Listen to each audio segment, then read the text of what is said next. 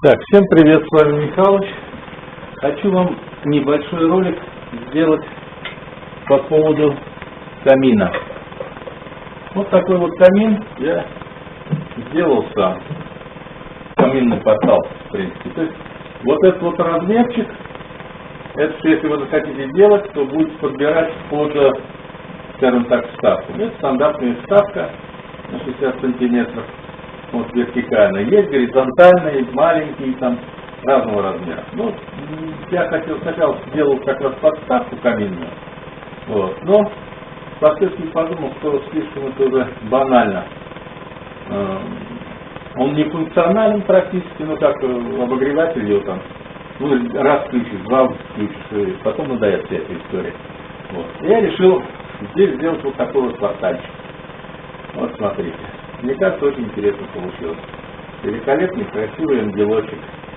Здесь у нас, потом я поближе покажу вам. Вот. Значит, два слова о том, из чего сделано. Сделано из брусочков. Бруски 30 на 30. Можно также изготовить и из металлопрофиля. То есть основу делал деревянные бруски, саморезы. Гипсокартоном все обшито, покрашено.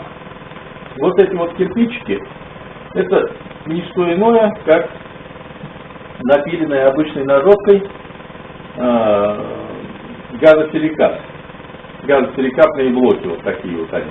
Это стандартный блок, вот я его разрезал на такие и наклеил на обычный клей плиточный.